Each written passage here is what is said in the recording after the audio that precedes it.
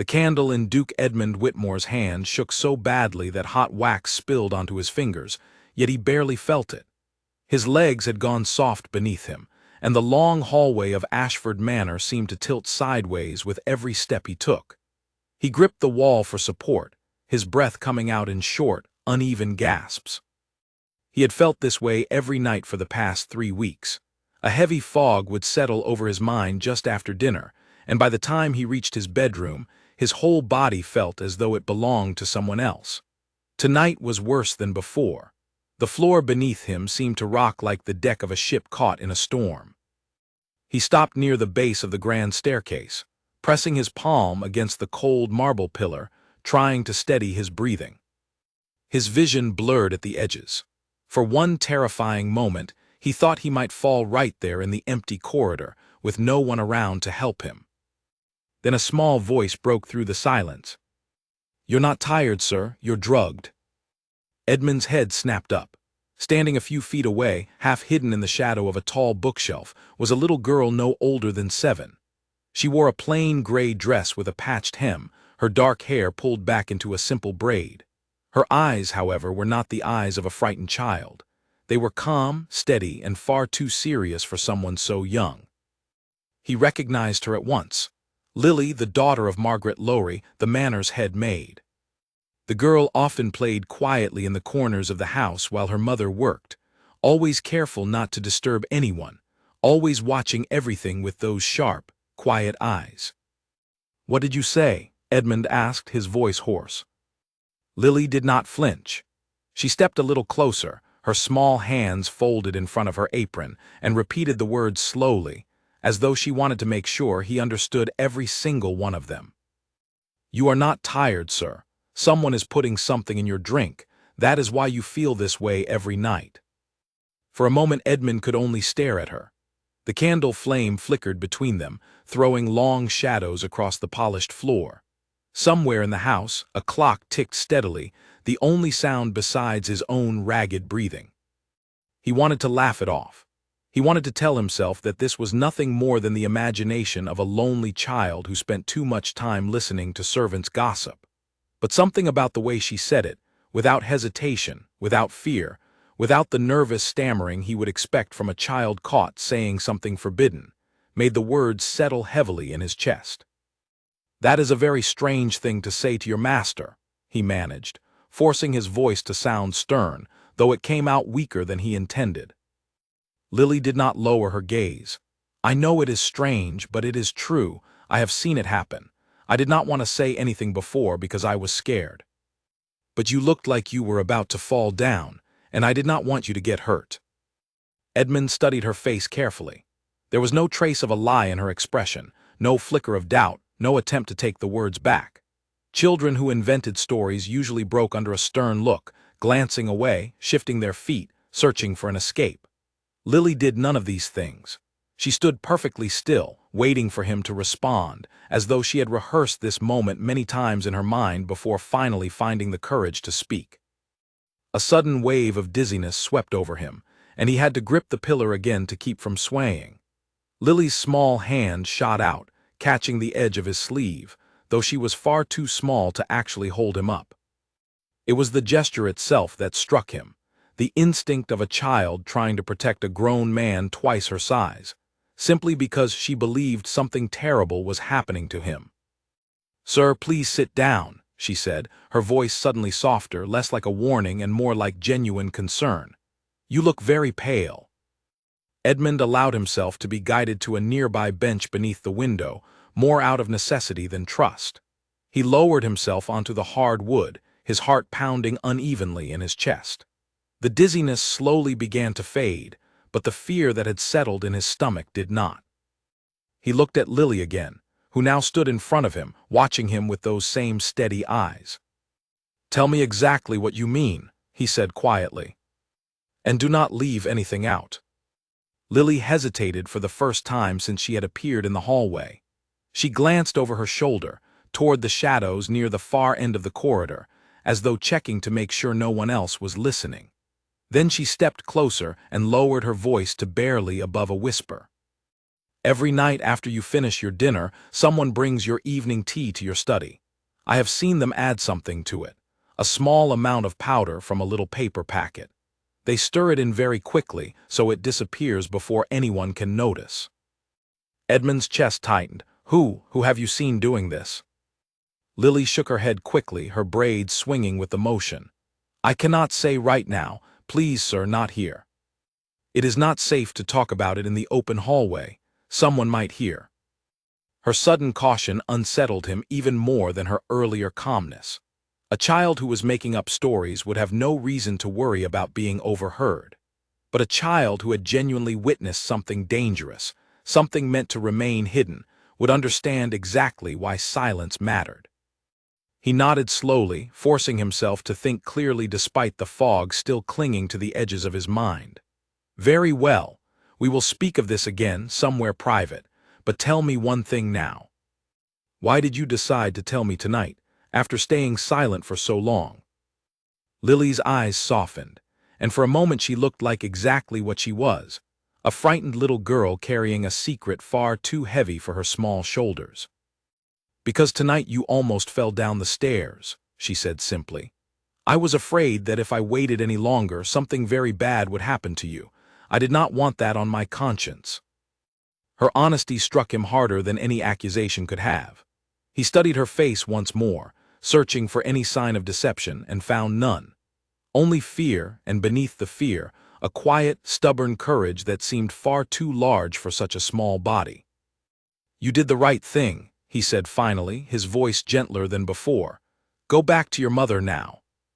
Do not speak of this to anyone else, not even to her, until I say otherwise. Do you understand? Lily nodded firmly. I understand, sir. She turned to leave, her small footsteps almost silent on the polished floor, but she paused after a few steps and looked back at him. Please be careful what you eat and drink tonight, she said. Please. Then she disappeared down the darkened hallway, leaving Edmund alone with his racing thoughts and the slowly fading fog in his mind. He sat on the bench for a long while after she had gone, staring at the tall window across from him, where the moonlight fell in pale silver streaks across the floor. His hands, he realized, had stopped shaking, though whether from the fading effects of whatever had been given to him, or from the shock of what he had just heard, he could not tell. He thought back over the past weeks, searching his memory for anything he might have missed. The strange, heavy exhaustion that struck him every evening, always after dinner, always growing worse as the night went on. The way his mind seemed to cloud over, making it difficult to concentrate on even the simplest tasks. The unusual, faintly metallic taste he had noticed in his tea more than once, which he had dismissed as nothing more than a change in the kitchen's supply. He had visited 2 physicians in the past month, both respected men from the city, and both had given him vague explanations. Exhaustion from overwork, a weakness of the nerves. One had even suggested that his age was finally catching up with him, though he was barely past 50 and had always been a man of strong health. None of their explanations had ever felt right to him. Deep down, in a place he had not allowed himself to examine too closely, he had suspected something was wrong. But he had pushed the thought aside each time, telling himself he was being foolish, that no one in his household would ever wish him harm. Now, sitting alone in the moonlit hallway, with a 7-year-old girl's calm, steady words echoing in his mind, he was no longer able to push the thought away. Someone in his own home was poisoning him.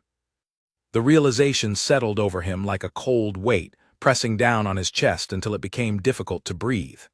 He thought of his household staff, the people who moved through his halls every day, who prepared his meals, who tended to his rooms, who he had trusted without question for years.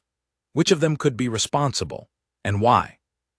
His mind turned, almost against his will, toward his nephew, Gerald Whitmore, who stood to inherit the estate and title should anything happen to him, since Edmund had no children of his own. Gerald had always been polite, even charming, during his visits, but there had always been something behind his eyes that Edmund could never quite name. A restlessness. An impatience that seemed to grow sharper every time the conversation turned to matters of inheritance. He forced the thought away, unwilling to accuse anyone without proof, no matter how strong his suspicion. He needed facts, not fears. He needed to understand exactly what was happening to him and who was responsible before he could act. Slowly, carefully, he rose from the bench, testing his legs before trusting them fully. The dizziness had faded almost completely now, leaving only a dull ache behind his eyes and a deep unease settled in his chest that he knew would not leave him any time soon. He made his way toward his study, his earlier exhaustion replaced by a sharp, watchful alertness. As he passed the small table near the door where his evening tea usually waited for him, he stopped and studied it carefully. Tonight, for the first time in weeks, the cup remained untouched, still sitting exactly where it had been left, the liquid inside gone cold. He stared at it for a long moment, a strange mixture of anger and fear rising in his chest. Then, very deliberately, he picked up the cup, careful not to spill a single drop, and carried it with him into his study, where he set it down on his desk and locked the door behind him. Whatever was inside that cup, he intended to find out. He sat down heavily in his chair, staring at the cold tea before him, his mind racing with questions he had no answers to yet. Who had put something in his drink? How long had this been happening? And most importantly, how far were they willing to go to see him gone? Outside his window, the manor grounds stretched out into darkness, silent and still under the pale moonlight. Somewhere within these very walls, someone he trusted was working quietly against him, patient and careful, content to let him fade away slowly rather than risk anything sudden or obvious. Edmund Whitmore had built his life on careful judgment, on trusting the people around him, on believing that loyalty could be earned through fairness and kindness. Tonight, that belief had been shattered by the calm, steady voice of a child who had no reason to lie to him. He would not let this continue. He would find out the truth, no matter what it cost him, no matter who stood in his way. But first, he needed to survive long enough to uncover it. Edmund did not sleep that night. He sat in his study long after the manor had gone silent, the cold cup of tea still sitting on his desk, untouched and undisturbed. Every so often he would glance at it, half expecting it to reveal its secrets simply by staring hard enough. It never did. It remained exactly what it appeared to be, a plain cup of tea gone cold, giving no hint of the danger it might hold within. His mind refused to rest. Every memory of the past few weeks replayed itself over and over, each one taking on a new and troubling meaning in light of what Lily had told him. The heaviness in his limbs after dinner. The way his thoughts had grown slow and tangled by evening, as though wading through thick mud. The strange dreams that had plagued him lately, vivid and disturbing, unlike anything he had experienced before. He thought of the two physicians who had examined him and found nothing conclusive. Dr. Pembroke, the younger of the two, had seemed genuinely puzzled, running his fingers along Edmund's wrist to check his pulse, listening carefully to his chest, and asking careful questions about his diet and sleep. The older physician, Dr. Ainsley, had been more dismissive, suggesting that a man of his position simply carried too many burdens, and that rest alone would cure him.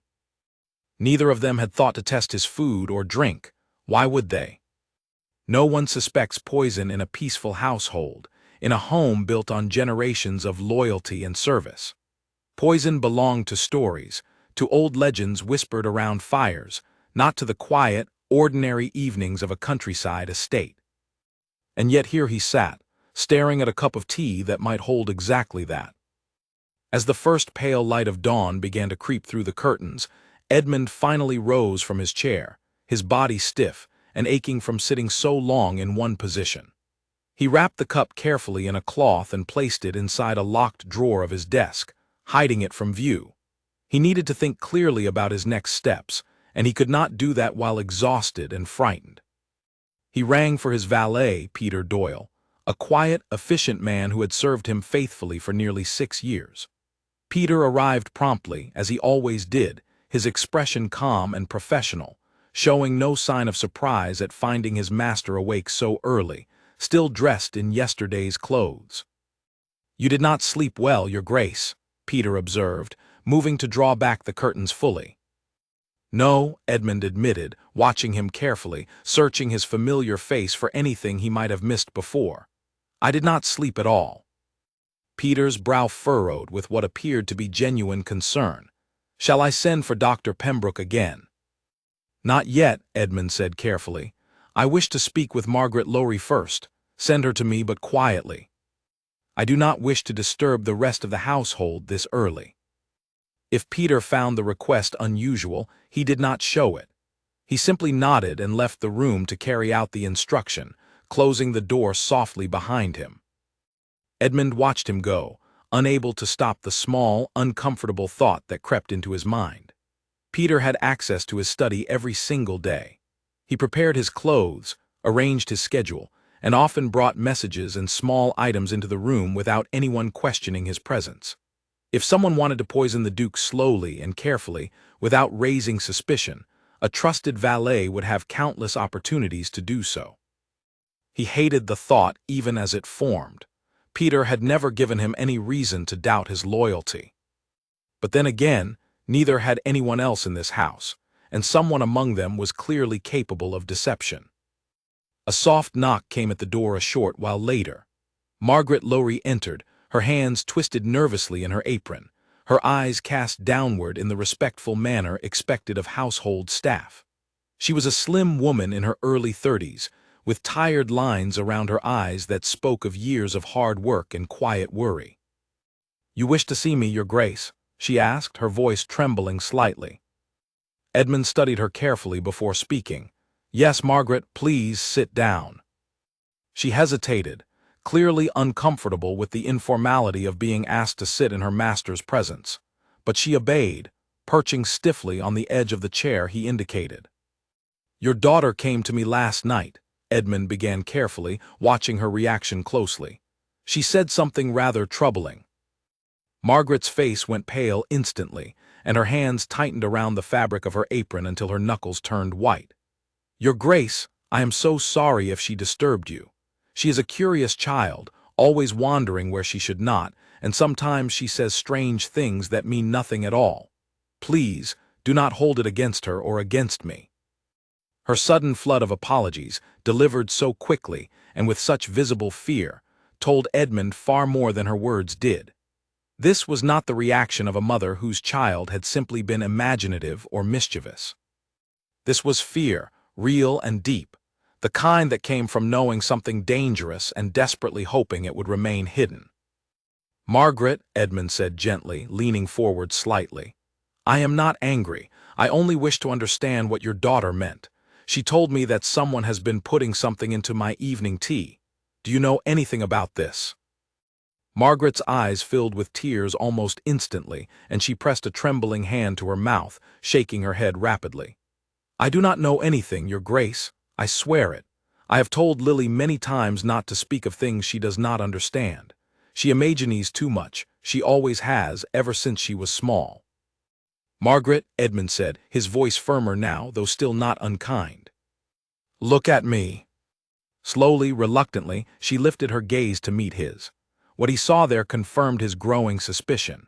Fear, yes, but also something else, something closer to desperation.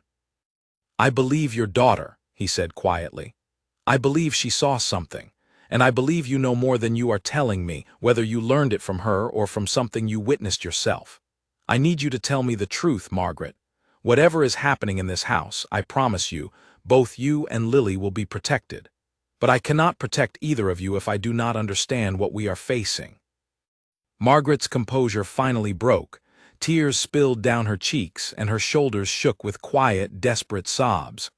"I did not want to believe it," she whispered, her voice barely audible. "I told myself I was imagining things, that it could not be true, because who would do such a terrible thing to you, of all people? You have always been so kind to us." "What have you seen, Margaret?" Edmund pressed gently. She wiped at her eyes with the sleeve of her dress, taking several shaky breaths before continuing. "A few weeks ago, I noticed that your evening tea tray was sometimes brought up earlier than usual, before I had finished preparing it myself in the kitchen. At first I thought nothing of it, but then I began to notice small things missing from the pantry. A little packet of something, kept on the highest shelf. used only for medicinal purposes by the housekeeper. It began disappearing, only a little at a time, so slowly that I almost did not notice. "What was it?" Edmund asked, his chest tightening. "I do not know exactly," Margaret admitted. "Mrs. Vale keeps that shelf locked most of the time. She said it was for treating headaches, something the previous Duke had used many years ago. But I never questioned it, because it was not my place to question the housekeeper's methods." Edmund's mind sharpened at the mention of the housekeeper's name. Constance Vale had served the household for nearly a decade, inherited from his late father's staff, and had always struck him as competent, if somewhat cold and distant. He had never given her methods much thought, trusting her judgment in managing the household as he trusted all his senior staff. "Has Lily seen Mrs. Vale herself adding something to my tea?" he asked carefully. Margaret's face crumpled again, fresh tears welling in her eyes. "She told me she saw someone late at night near your study, but she would not tell me exactly who. She said it frightened her too much to speak the name out loud, even to me. I thought she was having nightmares, imagining shadows where there were none. I am so sorry, Your Grace. I should have paid closer attention. I should have asked her more carefully." Edmund reached across his desk and gently patted her trembling hand, an unusual gesture for a man of his position, but one that felt necessary in this moment. "You have nothing to apologize for, Margaret. You could not have known. But now that we do know, we must be very careful about how we proceed. I do not want whoever is responsible to realize that we suspect them, not yet. If they believe they are still undetected, they will continue as before, giving us time to gather proof." Margaret nodded slowly, though fear still lingered clearly in her eyes. "What will you do, Your Grace?" "I intend to find out the truth," Edmund said firmly, "no matter how long it takes or how difficult it becomes. But I need your help, and I need Lily's help as well, though I hate to ask such a thing of a child so young." "She wants to help," Margaret said quietly. "She has been so frightened these past weeks, watching you grow weaker each day, knowing something terrible was happening but too afraid to speak. I believe she will do whatever she can, if it means keeping you safe." Edmund felt a deep, unexpected wave of gratitude toward the small, brave girl who had risked so much to warn him. "Then we will proceed carefully together. But Margaret, listen to me closely. You must continue exactly as you always have. Do not change your routine. Do not let anyone suspect that anything is different, and above all, watch Mrs. Vale carefully without her noticing that you are doing so." "I understand, Your Grace," Margaret said, straightening slightly, a new resolve settling into her expression despite the fear still visible beneath it. After she left the room, Edmund remained seated at his desk for a long while, staring at the locked drawer where the cup of tea still waited, hidden from view. He needed proof, real and undeniable, before he could act against anyone in his household. Suspicion alone, no matter how strong, was not enough to accuse a woman who had served his family faithfully for years, nor was it enough to protect himself from whatever danger still lurked within these walls. He thought of Dr. Alastair Finch, an old friend from his university days who now practiced medicine in a town some distance from the estate. Alastair was a man of sharp intelligence and absolute discretion, someone Edmund trusted completely, and someone with no connection whatsoever to his household staff. If anyone could test the contents of that cup without word spreading through the manor, it would be him. He would send a message today, carefully worded, requesting Alastair's visit under some plausible excuse. He could not risk word reaching anyone in the household about his true intentions, not until he understood exactly who he was dealing with, and exactly how far they were willing to go. As he sat there turning the plan over carefully in his mind, a heavy realization settled over him. Someone in his own home, someone he had trusted, perhaps even someone he considered a friend, had been slowly trying to destroy him, patient enough to wait weeks, perhaps even months, watching him grow weaker with each passing day. Whoever they were careful, controlled, and utterly ruthless in their determination. And somewhere in this house, they were likely watching him even now, waiting to see whether their plan was succeeding, or whether he had begun at last to suspect the truth. Edmund straightened his shoulders, forcing away the fear that threatened to overwhelm him, replacing it instead with cold, quiet determination. He would not let them win. He would uncover the truth, whatever it cost him, and he would make certain that whoever had done this faced the full consequences of their actions. But he would need to be patient. He would need to be careful. And above all, he would need to trust no one completely, not until he knew, beyond any doubt, exactly who he was fighting against. 3 days passed before Dr. Alastair Finch arrived at Ashford Manor, his carriage rolling up the long gravel drive just as the afternoon sun began to slip behind the western hills. Edmund had sent word carefully, framing the visit as nothing more than a social call between old friends, a courtesy that would raise no suspicion among the household staff. Still, as he watched Alastair step down from the carriage, medical bag in hand, Edmund felt his pulse quicken with a mixture of hope and dread. They exchanged pleasantries in the entrance hall, loudly enough for any listening ears to hear, before Edmund led his friend directly to the study and closed the door firmly behind them, turning the lock for good measure. "Now," Alastair said, setting down his bag and studying Edmund's face with the sharp, assessing eyes of a man who had spent 30 years diagnosing illness. "Tell me what is truly happening. Your letter was far too careful, which tells me this is far more serious than a friendly visit." Edmund did not waste time with lengthy explanations. He retrieved the locked drawer key from his waistcoat pocket, unlocked the desk, and produced the cloth-wrapped cup, setting it carefully on the table between them. "Someone in this house has been poisoning me," he said quietly, slowly, carefully over the course of several weeks. "I need you to test this, and I need you to tell no one, absolutely no one, what you discover here." Alastair's expression shifted instantly from casual curiosity to focused concern. He unwrapped the cup carefully, examining the dried residue at the bottom with a critical eye before lifting it to his nose and inhaling cautiously. "Where did you get this?" he asked. "It was left for me 3 nights ago, as it always is, but I did not drink it. I have felt increasingly unwell each evening for weeks now. Weakness, confusion, dizziness, always worse after dinner. 2 physicians have examined me and found nothing conclusive." "And what makes you suspect poison rather than illness?" Alastair asked, though his tone suggested he already sensed the answer would not satisfy typical medical skepticism. Edmund hesitated only briefly before deciding that honesty, however unusual the source, was the only path forward. "A child in the household, the daughter of my head maid, told me directly. She said she witnessed someone adding a substance to my tea." Alastair's eyebrows rose slightly, but he did not dismiss the claim outright, which Edmund appreciated more than he could express. Instead, he carefully poured a small amount of the cold liquid into a glass vial from his bag, sealing it tightly before wrapping it in cloth once more. "Children notice things adults often miss," Alastair said thoughtfully. "They are rarely suspected, and therefore rarely watched carefully by those wishing to remain hidden. I will not dismiss her account simply because of her age. I will need to take this back to my practice for proper testing. It may take a few days to identify exactly what we are dealing with, but I can tell you now, from the smell alone, that something is not right. This is not simply tea gone cold." A chill ran through Edmund's body despite the warmth of the study. How long would something like this take to seriously harm a man, if administered slowly, in small amounts? Alastair's expression grew grave.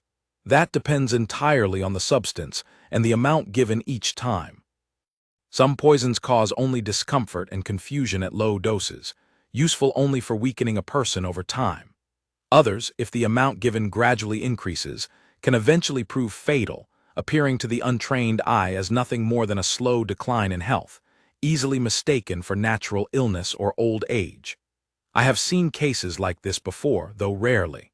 They are difficult to detect precisely because they do not look like poisoning at all." Edmund felt the blood drain from his face. "You believe I am in genuine danger, then?" "I believe," Alastair said carefully, "that until I test this sample we cannot know for certain. But given what you have described, and given that a child was frightened enough to risk speaking to you directly about it, I would not dismiss the possibility. I would take every precaution starting immediately." The two men sat in tense silence for a long moment, the weight of the situation settling heavily over the room. Finally, Edmund spoke again, his voice quieter now, more thoughtful. "I suspect several people within this house, but I have no proof against any of them. My nephew, Gerald, stands to inherit everything should I die without an heir of my own. He visits often, always polite, always charming, but I have long sensed something restless beneath his manners, something impatient. My housekeeper, Constance Vale, has access to a locked cabinet of medicinal substances that no one else in the household is permitted to touch. And my valet, Peter Doyle, has access to my rooms and my belongings every single day, more than anyone else in this house." Alastair listened carefully, nodding slowly as Edmund spoke. Any one of them could have opportunity, but opportunity alone does not prove guilt. You will need more than suspicion before you act against anyone, particularly your nephew, whose position and connections could make any false accusation extremely dangerous for you, both socially and legally. "I know," Edmund said, running a tired hand across his face. "That is precisely why I need your help. I cannot conduct an investigation openly without alerting whoever is responsible, giving them time to hide their tracks, or worse, to act more boldly against me if they believe they are about to be discovered." Alastair considered this for a long moment before speaking again. "Then we must proceed with great care. I will test this sample discreetly, telling no one of its origin. In the meantime, you must take precautions here in your own home without raising suspicion among your staff. Do not eat or drink anything that has been out of your sight even briefly. Better yet, find a way to have your food and drink watched by someone you trust absolutely, someone with no motive to harm you." Edmund thought immediately of Margaret and Lily. "I believe I know exactly who that might be." "Good," Alastair said, rising from his chair and gathering his bag once more. "I will return within the week with results. Until then, Edmund, please be careful. Whoever is doing this has been patient enough to continue for weeks without detection.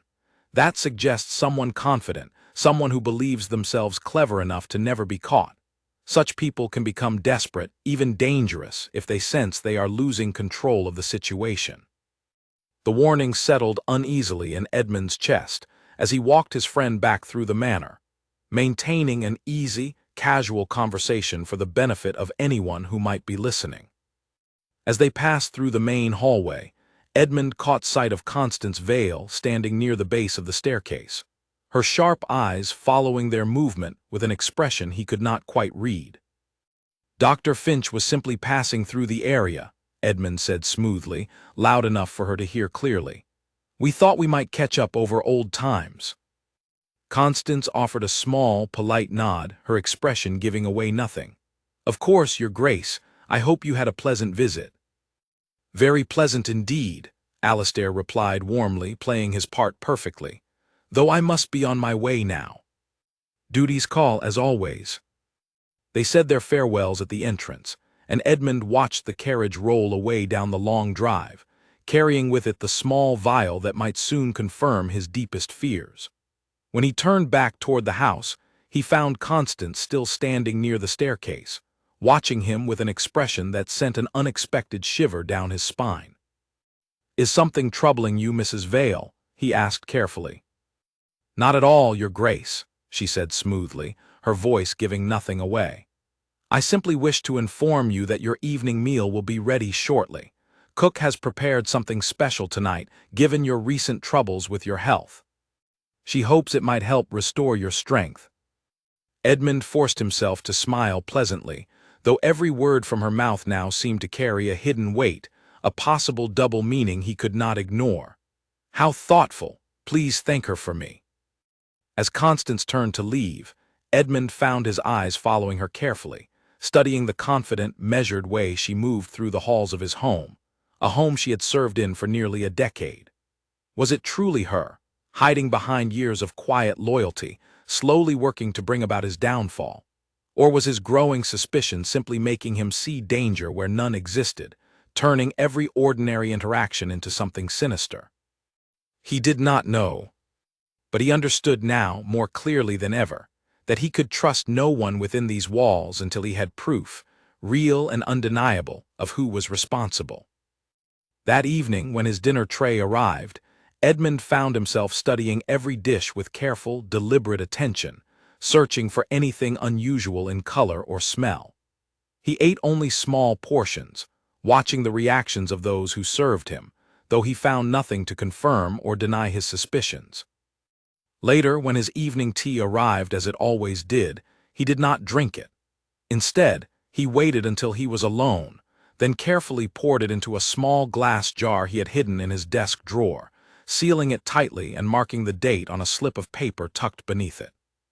If Alistair's tests confirmed poison in the first sample, he would need ongoing proof to understand exactly how the poisoning continued, and perhaps, eventually, to identify precisely who was responsible. As he sat alone in his study that night, the manor quiet around him, Edmund found himself thinking again of Lily, the small, brave girl who had first spoken the words that changed everything. He needed to speak with her again, carefully, privately, away from any prying eyes or listening ears. She had seen something crucial that night near his study, something she had been too frightened to fully explain. If he could gain her trust completely, perhaps she could help him identify the person responsible before it was too late. He resolved to find a quiet moment the following day, away from the watchful eyes of the household staff, to speak with her once more. Whatever she knew, however small or seemingly insignificant, might prove to be the very piece of evidence he needed to finally uncover the truth hiding within his own home. Outside his window, the manor grounds stretched into darkness once again, the same peaceful, familiar view he had looked upon countless times before. But tonight, it felt different, charged with a quiet, watchful danger that had not been there before Lily's warning, before Alistair's grave assessment, before the growing certainty that someone close to him was working patiently, carefully, toward his destruction. Edmund Whitmore had survived many challenges in his life, from difficult harvests to political disputes among the noble families of the region. But nothing had prepared him for this, for the cold, creeping realization that the danger threatening his life was hiding not in the world beyond his walls, but within them, disguised as loyalty, as service, as trust carefully built over years and now, perhaps, carefully betrayed. He would find them. Whatever it took, however long it required, he would uncover the truth and put an end to whatever scheme had been set into motion against him. But as he finally rose to retire for the night, extinguishing the candles one by one, a small, uneasy thought lingered at the back of his mind. If Alistair was right, if whoever was responsible sensed that their plan was beginning to unravel, they might not wait patiently for discovery. They might act boldly, desperately, and dangerously before Edmund had the chance to stop them. Time, he realized with a growing sense of urgency, was no longer on his side. The following morning, Edmund found Lily in the small garden behind the kitchen, kneeling beside a patch of wildflowers, carefully arranging them into a small bundle. She looked up when his shadow fell across her, and for a brief moment, fear flickered across her young face before recognition softened it. "Good morning, sir," she said quietly, rising to her feet and brushing dirt from her knees. "Good morning, Lily," Edmund replied, glancing around to make certain they were alone. The garden was empty except for the two of them, shielded partly from view by a tall hedge that separated it from the main house. "I wondered if we might speak further about what you told me the other night." Lily nodded slowly, her earlier fear returning to her expression. "I have been thinking about it every day since then. I was afraid you would forget, or that you would not believe me after all." "I believe you completely," Edmund assured her, kneeling down slightly so that he was closer to her height, making the conversation feel less like an interrogation and more like a quiet exchange between two people who trusted one another. "I have already begun looking into the matter, but I need your help to understand exactly what you saw. Can you tell me more now here, where no one can overhear us?" Lily glanced around nervously before nodding again. She led him to a small stone bench tucked into the corner of the garden, half hidden by climbing ivy, and sat down beside him, her small hands folded tightly in her lap. "It was about a month ago," she began, her voice barely above a whisper. I could not sleep one night, so I came downstairs quietly, hoping to find my mother still awake. I saw a light coming from your study, even though it was very late, past midnight. I peeked through the gap beside the door just a little because I was curious. What did you see? Edmund asked gently. Someone was standing near your desk, next to the tea tray that Cook always leaves out for you in the evening. They had a small folded paper in their hand, and they poured something from it into your cup, very carefully, stirring it quickly with a spoon before setting everything back exactly as it had been. Could you see who it was? Edmund pressed, his heart pounding. Lily hesitated, biting her lower lip nervously. It was dark, and they had their back turned toward the door most of the time. I could only see them for a moment when they turned slightly to check the door was closed. I was so frightened, I ran back to my room immediately before they could see me watching. Edmund fought to keep his voice calm and steady, though frustration and urgency churned inside him.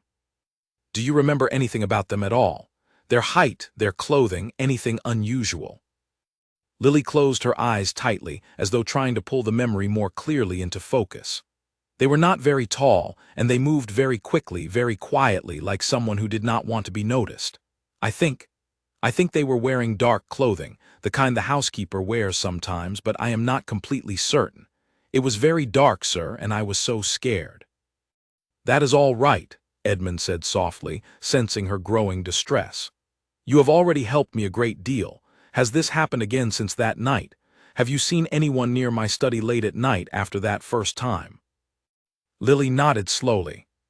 A few more times, though I was too frightened to look closely again after the first time. I would hear soft footsteps late at night, and sometimes I would see a faint light from the gap beneath your study door, even after everyone else had gone to bed. I never looked inside again, though. I was too afraid of being caught. Edmund considered this carefully, his mind working through the implications. Whoever was responsible had continued their scheme regularly, confident enough in their secrecy to repeat the pattern night after night, week after week, without ever being discovered.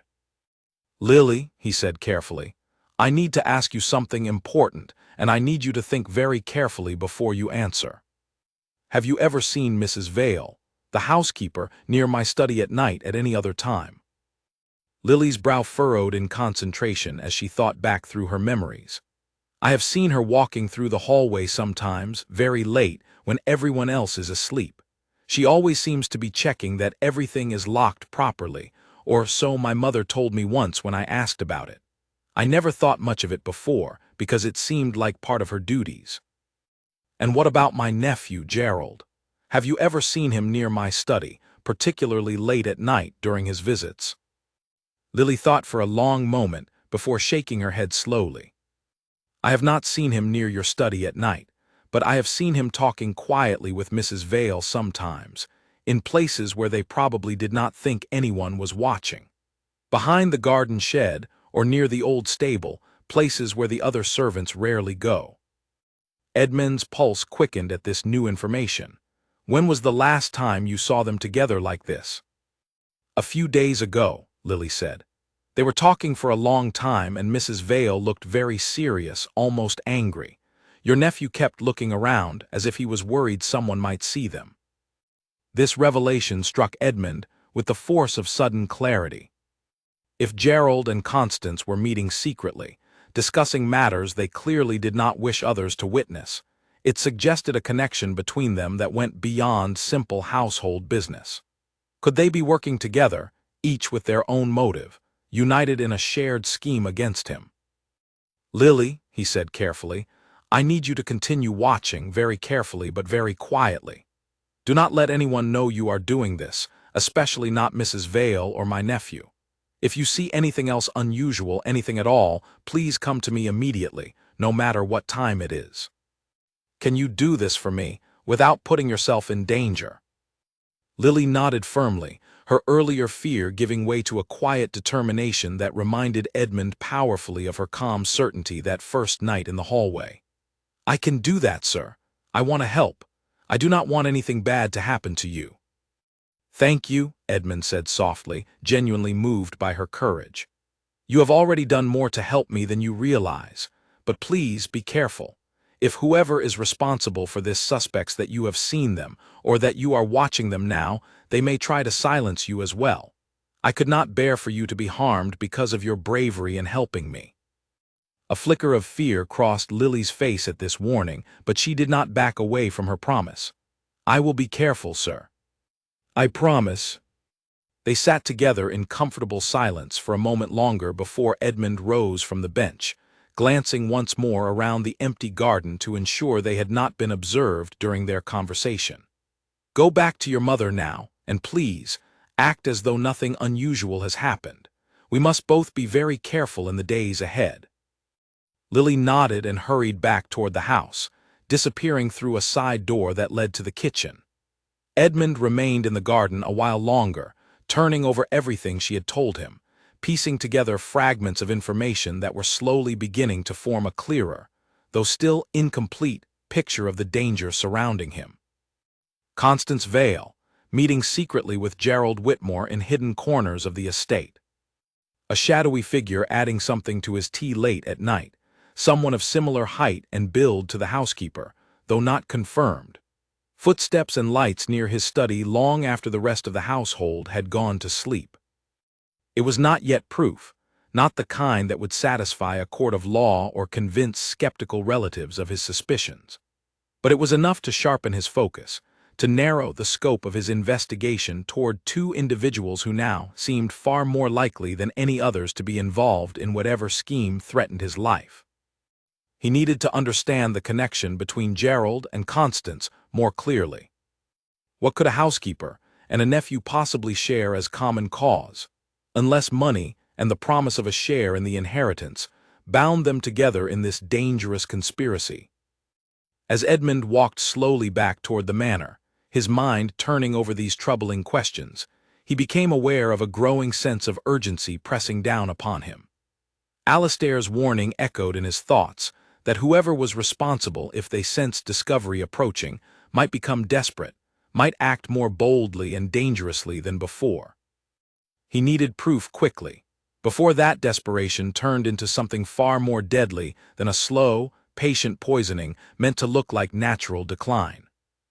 Later that afternoon, as Edmund sat in his study reviewing estate documents in an attempt to appear occupied with ordinary business, a soft knock came at his door. He called for the visitor to enter, and was surprised to find Peter Doyle standing in the doorway, his expression carefully neutral, though something in his posture suggested unusual tension. "Your Grace," Peter said carefully, "I wish to speak with you about something if you have a moment."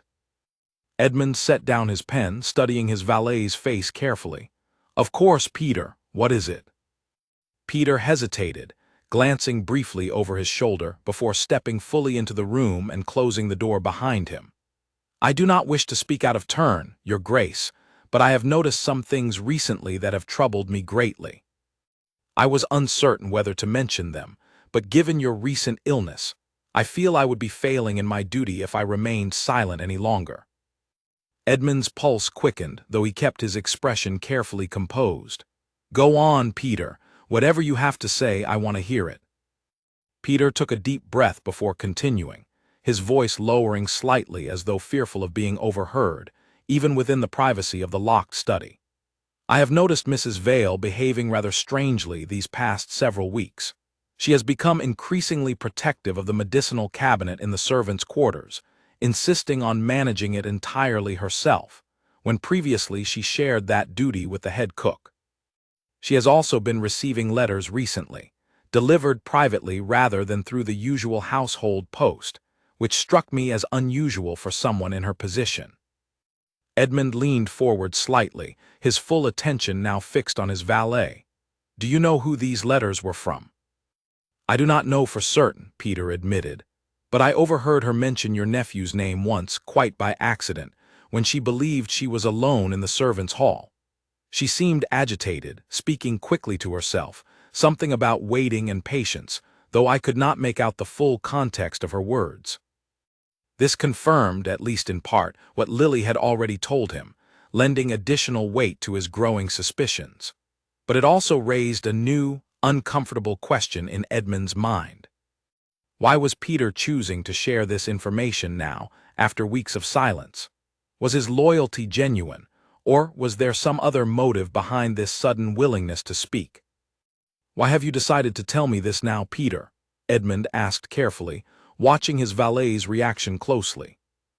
Peter met his gaze steadily, though a flicker of something, perhaps guilt, perhaps simple worry, crossed his features briefly. "Because I care deeply for your well-being, your grace. You have always treated me with fairness and respect, more than most masters extend to their servants. I could not, in good conscience, remain silent while something dangerous unfolds within this household, especially when your health has clearly suffered so greatly these past weeks." Edmund studied him for a long moment, weighing his words carefully against everything else he had learned. Peter's explanation seemed genuine, his concern appeared sincere, but Edmund had already learned, through painful experience, that appearances within these walls could not always be trusted. "Thank you, Peter," he said finally, keeping his tone neutral. "I appreciate you sharing this with me. Please continue to watch carefully and inform me immediately of anything else unusual you may notice. But I ask that you keep this conversation between us, entirely confidential for now." Peter nodded firmly. "Of course, Your Grace, you have my complete discretion." After Peter left the room, Edmund sat alone once more, his mind churning through the growing web of suspicion, connection, and uncertainty that surrounded him. Constance Vale and Gerald Whitmore, apparently connected through secret meetings and private correspondence. Peter Doyle, suddenly forthcoming with information that aligned closely with what Lily had already witnessed. Was Peter simply a loyal servant, genuinely concerned for his master's safety? Or was there something more calculated behind his sudden willingness to share suspicions about others, perhaps an attempt to divert attention away from his own involvement? Edmund had no way to know for certain, not yet. But he understood, with growing clarity, that he was standing at the center of a carefully constructed web of deception. Where trust had become a luxury, he could no longer afford to extend freely to anyone within his household. He needed Alistair's test results urgently now, more than ever, and he needed to understand once and for all exactly who among his trusted staff was working against him, before their patience finally ran out, and their careful, quiet scheme turned into something far more dangerous and immediate. 6 days after Alistair's visit, a letter arrived at Ashford Manor addressed personally to Edmund, marked private, and delivered by a courier who had been instructed to place it directly into the Duke's hands and no one else's. Edmund recognized his friend's careful handwriting immediately, and felt his chest tighten with a mixture of anticipation and dread as he broke the seal. He waited until he was alone in his study, door locked firmly behind him, before unfolding the letter and reading its contents. The words confirmed his worst fears. Alistair had identified the substance found in the tea sample as a carefully measured dose of a sedative compound, one that, taken regularly over an extended period, would produce exactly the symptoms Edmund had been experiencing: weakness, confusion, dizziness, a gradual decline that, to any physician unaware of the true cause, would appear indistinguishable from a natural deterioration of health brought on by age or unknown illness. More troubling still, Alistair's letter warned that the doses appeared to be increasing gradually over time, judging by the concentration found in the sample compared to typical medicinal use. If this pattern continued unchecked, the letter cautioned, the substance could eventually prove fatal, particularly if combined with any additional physical strain or existing weakness in the body. Edmund set the letter down on his desk, his hands trembling slightly as the full weight of the revelation settled over him. He was not imagining things. He was not simply growing old or succumbing to some unexplained illness. Someone within his own household had been deliberately, carefully poisoning him for weeks, patient enough to increase the dosage slowly, methodically, working toward an outcome that could only be described as murder disguised as natural decline. He forced himself to breathe slowly, steadying his racing heart before continuing to read the remainder of the letter. Alistair urged him to take immediate precautions, suggesting that Edmund cease drinking anything prepared within the household that had not been personally overseen by someone he trusted completely. He also recommended that Edmund seek additional medical attention immediately, from a physician who could monitor his condition closely and begin treatment to counteract the effects already accumulated in his system. Most importantly, Alistair's letter emphasized the urgency of identifying the person responsible as quickly as possible, before the situation grew even more dangerous. He offered to return to the estate personally within the coming days, bringing additional testing supplies to help identify exactly how the poison was being administered, and if possible, gather evidence that could be used to expose the culprit definitively.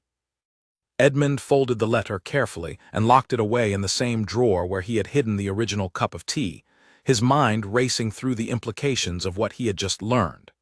The danger was real, confirmed now beyond any doubt, and it was accelerating.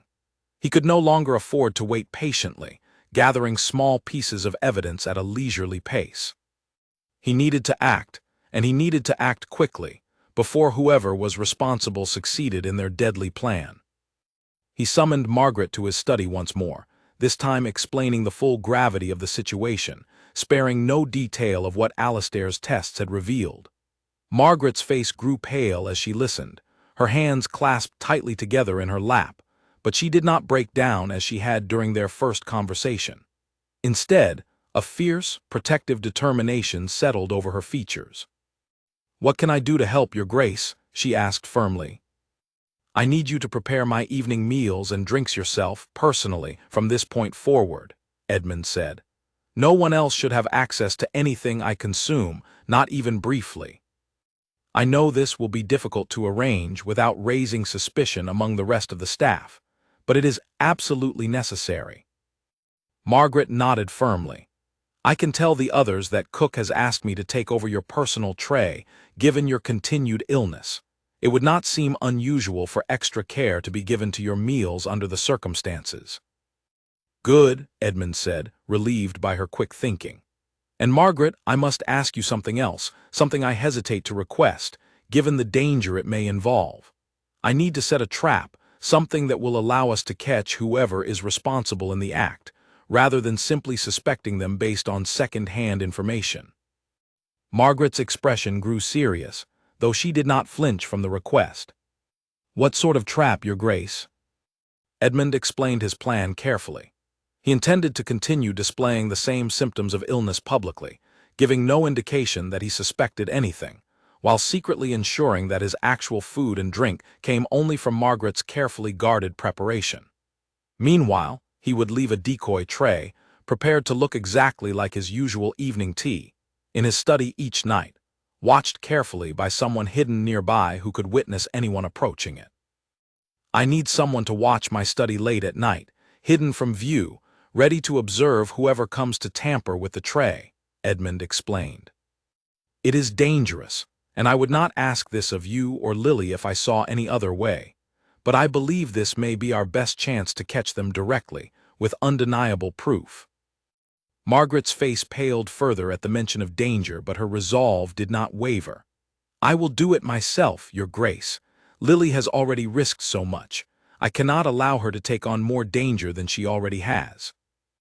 Edmund considered this carefully before shaking his head gently. "I appreciate your courage, Margaret, truly.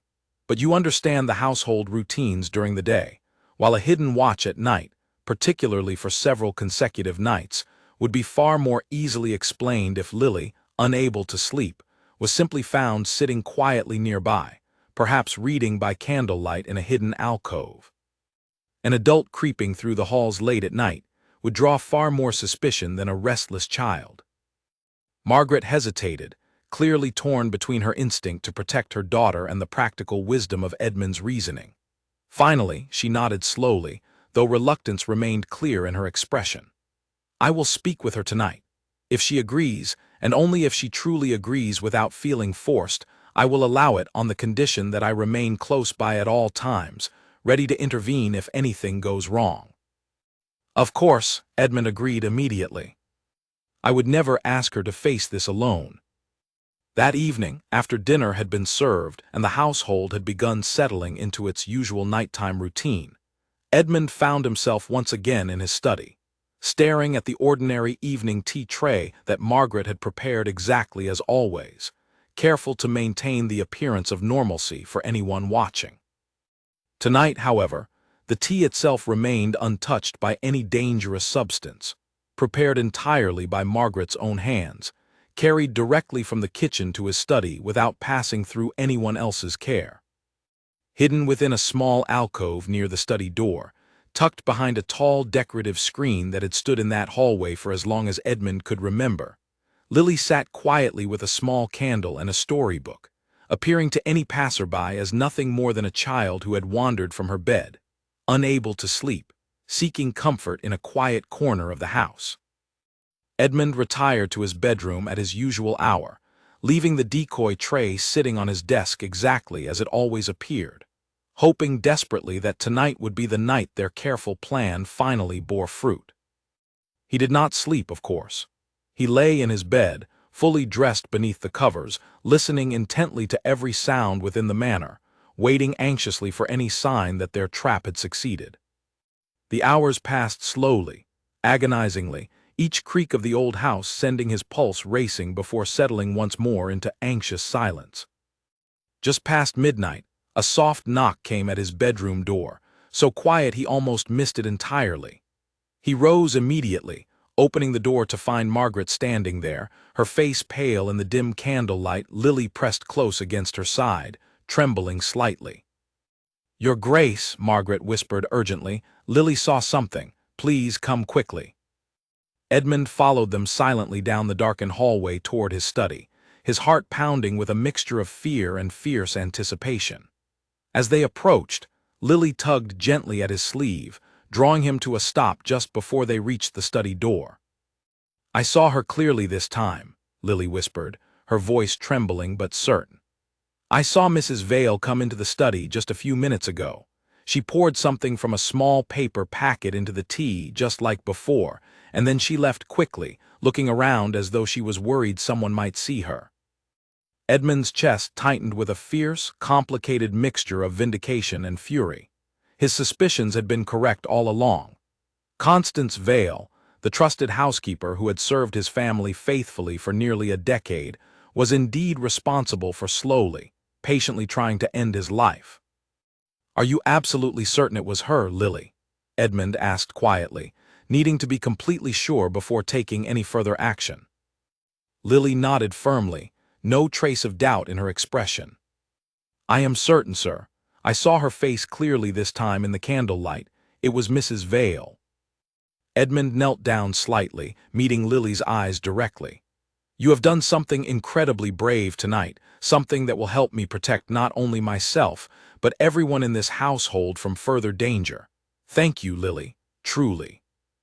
Lily offered a small, tired smile, clearly relieved that her ordeal, at least for tonight, had come to an end. Edmund straightened and turned to Margaret, his mind already racing ahead toward his next steps. "We now have a witness who can identify her directly. But a child's testimony alone, however honest and certain, may not be enough to convince others of her guilt, particularly if Mrs. Vale denies everything and claims the accusation is nothing more than a child's overactive imagination." "What will you do, Your Grace?" Margaret asked. "I need physical proof," Edmund said firmly, his mind already forming the next stage of his plan. "The tray in my study now contains evidence of her latest attempt. I will have Alastair tested immediately, comparing it to the sample taken previously, confirming beyond any doubt that the same substance has been used again tonight. Combined with Lily's testimony, and whatever connection exists between Mrs. Vale and my nephew, we may finally have enough to expose this entire scheme." He carefully retrieved the tainted tea tray from his study, wrapping it securely before locking it away alongside the previous evidence he had already gathered. Tomorrow, he would send word to Alastair immediately, requesting his urgent return to the estate. But even as relief flooded through him at finally having concrete proof of Constance Vale's guilt, a troubling question continued to nag at the back of his mind. If she was indeed responsible for administering the poison directly, what role did Gerald play in this scheme? Was he merely aware of her actions, perhaps even encouraging them from a distance? Or was his involvement far more direct and dangerous than Edmund had initially suspected? He needed to understand the full scope of the conspiracy before confronting anyone directly. A single accusation, made too soon, might allow the other conspirator to escape justice entirely, or worse, to act more desperately and dangerously once they realized their careful plan had finally been discovered. As he escorted Margaret and Lily safely back to their quarters, thanking them once again for their extraordinary courage, Edmund felt a renewed sense of determination settling over him. He was close now, closer than he had been since that first terrifying night in the hallway when Lily's calm, steady voice had first revealed the danger hiding within his own home. But he understood with growing certainty that the most dangerous part of this ordeal still lay ahead of him. Constance Vale and Gerald Whitmore, whoever else might be involved, would not surrender easily once confronted with the truth. And if they sensed discovery approaching before he was fully prepared, they might resort to something far more desperate, far more immediate, than the slow, patient poisoning they had relied upon thus far. Time remained critically short. He needed to move quickly, but carefully, gathering the final pieces of evidence he required before finally confronting the conspiracy that threatened not only his life, but the safety of everyone within Ashford Manor who had risked so much to help him uncover the truth. Alastair returned to Ashford Manor 2 days later, this time bringing with him a leather case containing additional testing equipment, along with a colleague, Dr. Rowena Pratt, a chemist whose expertise in identifying poisons and their sources had earned her quiet respect among certain circles of the medical profession, despite the prejudice she often faced as a woman in her field. Edmund welcomed them both discreetly, once again framing the visit as a matter of ordinary friendship and professional consultation regarding his lingering health concerns. Locked once more within the privacy of his study, Edmund presented the newly gathered evidence. The tainted tea tray from the night Lily had witnessed Constance Vale's actions directly, alongside the earlier sample Alastair had already confirmed contained the sedative compound. Dr. Pratt worked with quiet, methodical precision, examining both samples carefully under a small portable instrument she had brought specifically for such analysis. After nearly an hour of careful testing, she finally looked up, her expression grave but confident.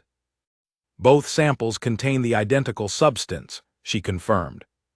The concentration in this most recent sample is notably higher than the first, confirming your friend's earlier warning that the dosage has been steadily increasing. Had this continued unchecked for another few weeks, I believe the outcome would have proven fatal, Your Grace. The confirmation, though expected, still struck Edmund with tremendous force. He had known intellectually that his life was in danger, but hearing it stated so plainly, so scientifically certain, brought the reality home with fresh, chilling clarity. "Can you tell me anything else about the substance itself?" Edmund asked. "Where it might have originated or how it might have been obtained?" Dr. Pratt nodded thoughtfully. "This particular compound is not something easily purchased through ordinary means. It requires specific knowledge to prepare correctly, and specific access to obtain the necessary ingredients, typically through an apothecary or someone with legitimate medical training. It is often used, in much smaller doses, for treating severe headaches or nervous conditions, but administering it repeatedly, in the manner you describe, goes far beyond any legitimate medicinal purpose." This information aligned precisely with what Margaret had told him weeks earlier, about the locked medicinal cabinet under Constance Vale's exclusive control, supposedly containing remedies inherited from his late father's household. If Constance had access to such substances through her official duties, and the specialized knowledge to prepare and administer them correctly, it strengthened the case against her considerably. "I now have a witness who saw Mrs. Vale directly administering the substance," Edmund said carefully. "But I remain uncertain about the extent of my nephew's involvement in this scheme. I have reason to believe they have been meeting secretly, and exchanging private correspondence, but I have no direct evidence connecting him to the poisoning itself. Alastair considered this carefully before speaking. It is possible that Mrs. Vale acted entirely alone, perhaps motivated by some personal grievance you are unaware of, and that any connection to your nephew is simply coincidental, unrelated to this specific scheme. However, given the significant risk involved in such an undertaking, and the substantial reward, inheritance of a considerable estate and title, it seems far more likely that she would require some form of assurance, some promise of benefit, before undertaking something so dangerous on her own initiative. "What do you suggest?" Edmund asked. "You need direct evidence of their communication," Alastair said. "Letters, if they exist, would provide undeniable proof of coordination between them. Alternatively, if you could arrange circumstances where they might reveal their plan directly, through conversation they believe to be private, that too would serve as powerful evidence." Edmund considered this suggestion carefully, his mind already beginning to formulate a plan. If Peter Doyle's earlier account was accurate, Constance had been receiving private letters recently, delivered outside the normal household post. If he could intercept or discover the contents of such correspondence, he might finally uncover the full truth of the conspiracy against him. "I believe I know how to proceed," Edmund said finally, though a heavy weight settled in his chest at the thought of what lay ahead. "But I will need to move carefully and quickly. If Mrs. Vale senses that her scheme has been discovered before I have gathered complete evidence, she may attempt to flee, or worse, she may act more desperately against me, no longer relying on the slow, patient method she has used thus far." Dr. Pratt nodded gravely. "That is a very real danger, Your Grace. Someone who has invested this much time and careful planning into such a scheme will not surrender easily once they realize discovery is imminent. I would advise extreme caution in your next steps." After his guests departed, once again maintaining the careful pretense of an ordinary social visit for the benefit of watchful eyes, Edmund summoned Peter Doyle to his study, his mind now fixed firmly on uncovering the final pieces of evidence he required. "Peter," he said carefully, once the door had been securely locked, "I need your help with something delicate. You mentioned previously that Mrs. Vale has been receiving private correspondence outside the usual household post. I need to understand more about this, if possible without her knowledge." Peter's expression grew serious, though he nodded without hesitation. "I can watch for any further letters that arrive, Your Grace, and inform you immediately when they do. I have also noticed that she sometimes leaves the estate briefly during her half-day off, walking toward the village rather than remaining on the grounds as she typically did in years past. Perhaps she meets someone there, or collects correspondence from a location outside our household entirely." "Do you know when her next half-day falls?" Edmund asked. "Tomorrow, Your Grace," Peter replied. Edmund felt a surge of cautious hope at this timing. "I want you to follow her discreetly tomorrow from a safe distance without revealing yourself. I need to know where she goes and, if possible, who she meets." Peter hesitated for a brief moment before nodding firmly. "I will do as you ask, Your Grace, though I confess some nervousness at the prospect. If she notices me following her, I fear it may alert her to our suspicions." "I understand the risk," Edmund acknowledged, "but we are running short on time, Peter. I need answers quickly, before whatever plan she and my nephew have devised reaches its conclusion." The following day passed with agonizing slowness for Edmund, who remained in his study throughout the afternoon, unable to focus on estate matters despite his attempts to maintain the appearance of ordinary business. He thought constantly of Peter, somewhere in the nearby village, hopefully gathering the crucial evidence they so desperately needed. Peter returned late in the afternoon, his expression a careful mixture of triumph and lingering nervousness. He found Edmund waiting anxiously in the study, and closed the door immediately upon entering, clearly eager to share what he had discovered. "I followed her to a small inn on the edge of the village, Your Grace," Peter reported. "She met with a gentleman there, someone I recognized immediately as your nephew, Gerald Whitmore.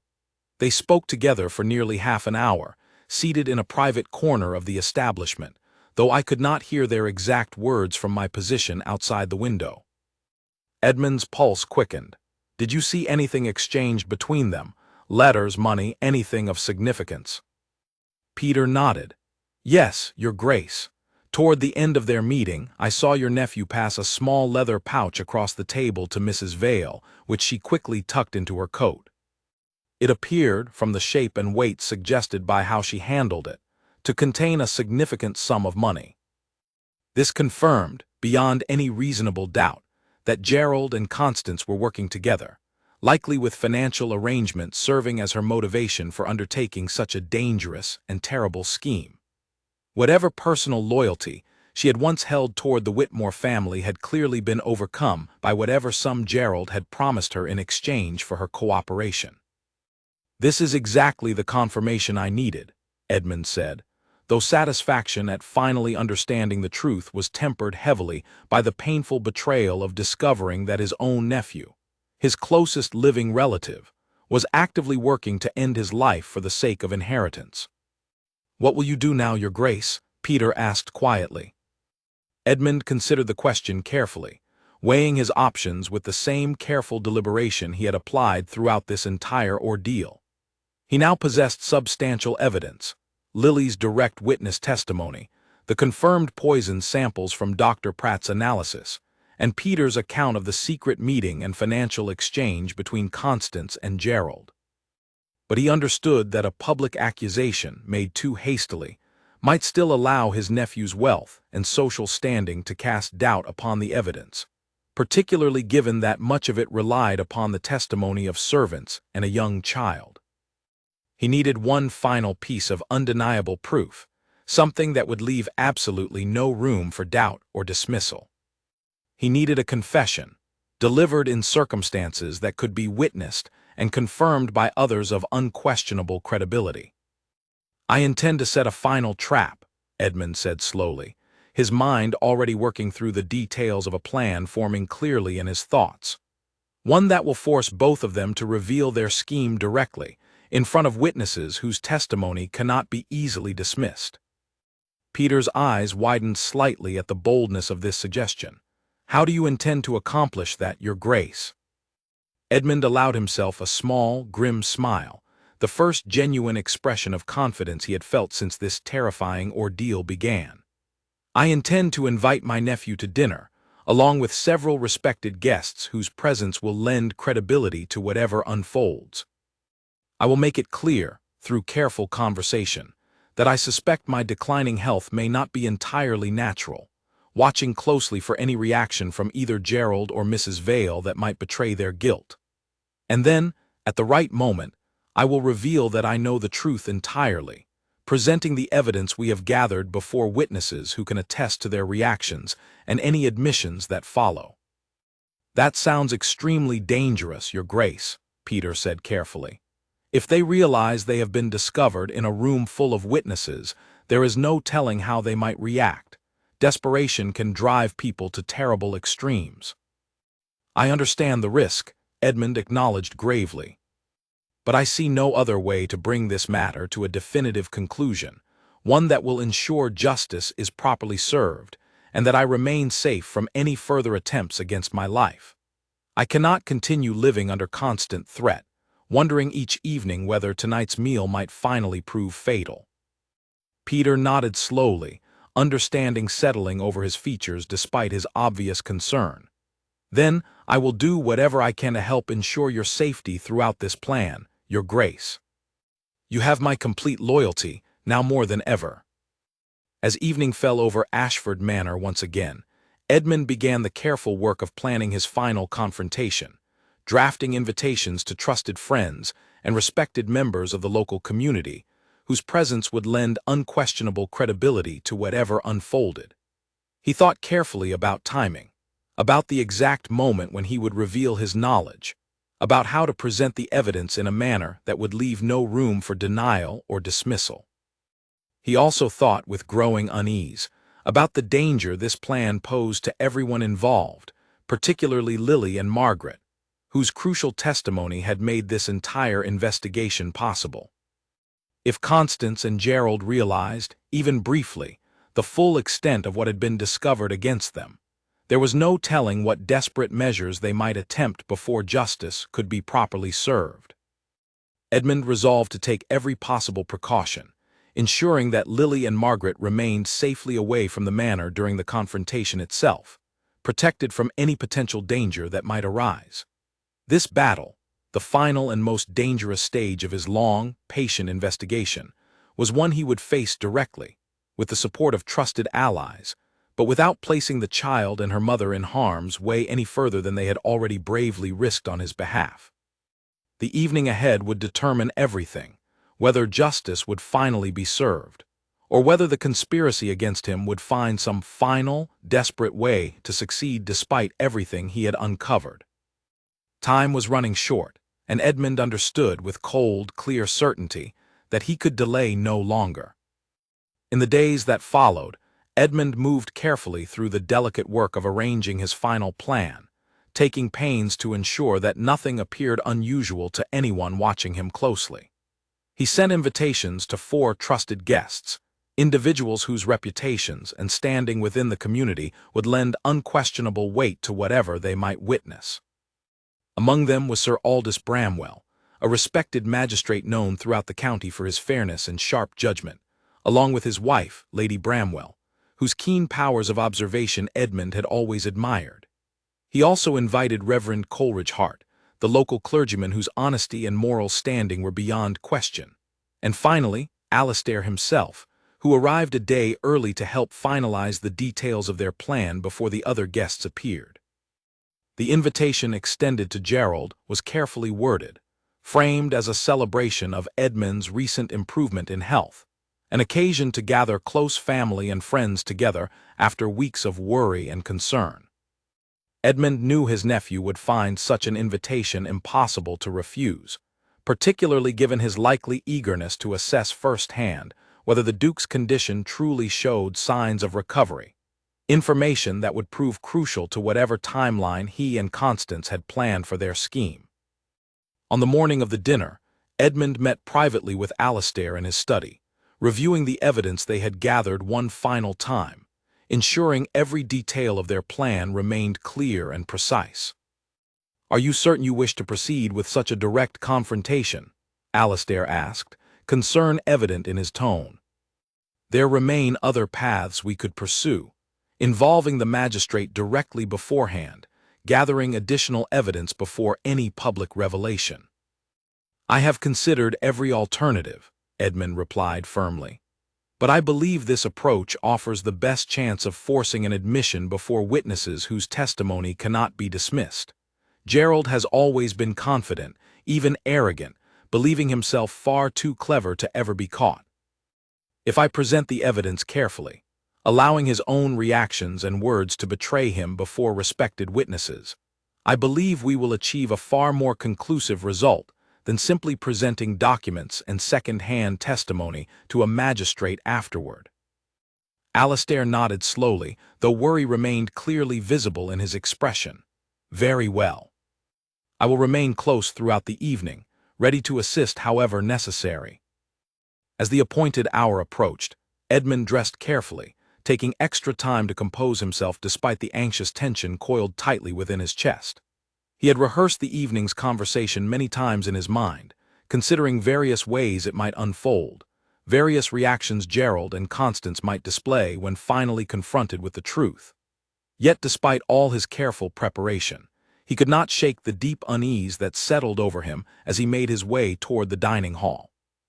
His guests arrived punctually, greeting him warmly with genuine expressions of relief at seeing him looking, at least outwardly, somewhat improved since their last meeting. Gerald arrived shortly afterward, dressed impeccably as always, his charming smile firmly in place as he greeted his uncle with what appeared to be genuine affection. "Uncle Edmund, you look remarkably well tonight," Gerald said warmly, clasping Edmund's hand firmly. "I confess I have been quite worried these past weeks. It does my heart good to see you looking so much stronger." Edmund forced himself to smile pleasantly, masking the cold anger simmering beneath his calm exterior. "Thank you, Gerald. I have indeed been feeling somewhat better recently, though the road to full recovery remains long." Dinner proceeded smoothly at first, filled with pleasant conversation among the assembled guests.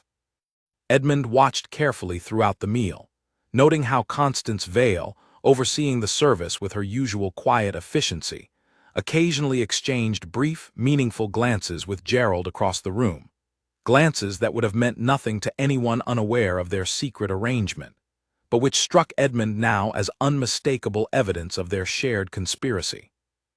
As the final course was cleared away and coffee was served, Edmund cleared his throat gently, drawing the attention of his assembled guests. "I must confess," he began carefully, his voice steady despite the pounding of his heart, "that my recent illness has troubled me greatly, not simply because of the physical discomfort involved, but because of certain discoveries I have made regarding its true cause." The room fell silent, all eyes turning toward him with curious attention. He noticed Gerald's expression shift slightly, a flicker of wariness crossing his features before quickly returning to polite interest. "What do you mean, Your Grace?" Sir Aldous asked, his sharp magistrate's eyes already narrowing with professional curiosity. "I mean," Edmund continued deliberately, "that my illness has not been natural at all. I have discovered, through careful investigation and reliable testing, that I have been deliberately poisoned over the course of several weeks by someone within my own household." Gasps rippled through the assembled guests, genuine shock and concern crossing the faces of Lady Bramwell and Reverend Hart. Gerald's face, however, had gone noticeably pale, his hand tightening almost imperceptibly around his coffee cup. "Poisoned?" Reverend Hart repeated, horror evident in his voice. "Surely you cannot mean such a terrible thing, Your Grace." "I mean it precisely," Edmund said firmly, reaching into his coat and producing the carefully prepared documents Dr. Pratt had signed, confirming her findings. "Dr. Rowena Pratt, a respected chemist, has confirmed the presence of a dangerous sedative compound in samples taken from my evening tea, administered in gradually increasing doses over several weeks." Sir Aldous took the documents immediately, his sharp eyes scanning the contents with growing alarm. "This is extremely serious, Your Grace. Do you have any indication of who might be responsible for such a terrible act?" Edmund turned his gaze deliberately toward Constance Vale, who stood frozen near the doorway, her face draining of all color as the weight of the revelation settled over her. "I do," Edmund said quietly, though his voice carried clearly through the silent room. "I have a witness who directly observed my housekeeper, Mrs. Constance Vale, administering the substance into my tea on multiple occasions." Every eye in the room turned toward Constance, who took an involuntary step backward, her hands trembling visibly at her sides. "That is a lie," she said, though her voice wavered noticeably, undermining her attempted denial. "I have served this family faithfully for nearly 10 years. I would never do such a terrible thing." "And yet," Edmund continued relentlessly, "you were seen meeting privately with my nephew at an inn in the village, accepting a substantial sum of money from him, shortly before this most recent poisoning attempt occurred." Gasps rippled through the room once again, and every gaze now shifted toward Gerald, whose earlier composure had crumbled entirely, his face now pale and his hands visibly trembling as he set down his coffee cup with a shaking clatter. "This is absurd," Gerald protested weakly, though his voice lacked any real conviction. "You cannot possibly believe such wild accusations, based on nothing more than rumor and speculation." "I have direct evidence, Gerald," Edmund said firmly, meeting his nephew's frightened gaze without flinching. "Testimony from a witness who observed you meeting with Mrs. Vale directly, and physical evidence confirming that money changed hands between you shortly before her most recent attempt to poison me. Combined with the confirmed presence of poison in my tea, administered by her hand, the evidence against both of you is substantial." The room fell into tense, heavy silence, all eyes fixed upon Gerald and Constance, waiting to see how they would respond to the mounting evidence now laid bare before them. Constance broke first, her composure finally shattering entirely. "It was his idea," she blurted suddenly, pointing an accusatory finger toward Gerald, tears streaming down her face. "He came to me months ago, promising money, more money than I could ever earn honestly in a lifetime of service. He said you were growing old regardless, that it would simply be helping nature along a little faster, that no one would ever suspect anything unusual in an elderly man's declining health." "Constance, stop talking," Gerald snapped sharply, his charming facade completely abandoned now, replaced by cold, calculating fury. But it was too late. Her confession, delivered before 4 unimpeachable witnesses, sealed both their fates entirely. "I needed the money desperately," Constance continued, her voice breaking with desperate sobs. "My brother's family faces terrible debts, threatening to lose everything. Gerald promised that once he inherited the estate, he would ensure my brother's debts were cleared entirely, along with a generous sum for my own future security. I told myself it was simply helping an old man pass peacefully, without pain or suffering. I convinced myself it was almost merciful." "Merciful?" Edmund repeated, anger finally breaking through his carefully controlled composure. "You call slowly poisoning me over weeks, watching me suffer through confusion and weakness, merciful?" Constance had no answer, only continued sobbing, her earlier careful composure entirely destroyed by the weight of her confession. Sir Aldous rose from his seat immediately, his expression grave and resolute. "Your Grace, given what has been revealed here tonight, before myself and these other respected witnesses, I believe we have more than sufficient grounds to take immediate action. I will summon the local constable at once to place both Mrs. Vale and Mr. Whitmore under arrest, pending formal investigation and trial." Gerald's face contorted with fury and desperation as the reality of his situation finally settled over him. "You cannot do this," he snarled, rising abruptly from his chair, his hands clenched into tight fists at his sides. "I am your nephew, your own blood. You would truly see me imprisoned over this." "You attempted to murder me, Gerald," Edmund said quietly, his voice steady despite the deep, painful betrayal evident beneath his calm exterior. "For money, for inheritance, for impatience. Whatever bond of family we once shared, you destroyed it entirely the moment you decided my life was worth less than your greed." Gerald's composure broke completely then, his desperate anger giving way to something closer to panic as he glanced around the room, searching perhaps for some avenue of escape, some way to salvage the situation. But surrounded by witnesses, with Sir Aldous already moving purposefully toward the door to summon assistance, there was nowhere left for him to run. The confrontation that followed was chaotic and tense, filled with desperate protests and accusations that ultimately changed nothing about the undeniable truth that had finally been exposed. Within the hour, local constables arrived to take both Gerald and Constance into custody, their scheme finally and completely unraveled before witnesses whose testimony would ensure justice was properly served. As Edmund watched the constables lead his nephew away in restraints, a complicated mixture of relief, sorrow, and lingering anger churned within his chest. He had survived, had finally uncovered the truth and brought those responsible to justice. But the cost of this discovery, the shattering of family bonds he had once believed unbreakable, weighed heavily upon him even amid his relief. It was over now, the immediate danger finally eliminated. But as he stood alone in his study late that night, after his guests had finally departed, and the manor had settled into quiet, exhausted silence, Edmund understood that the true cost of this betrayal would linger with him for a long time to come. The weeks following the arrests brought a strange, unsettled quiet to Ashford Manor, a stillness that felt both like relief and like the aftermath of a storm that had torn through everything Edmund had once believed stable in his life.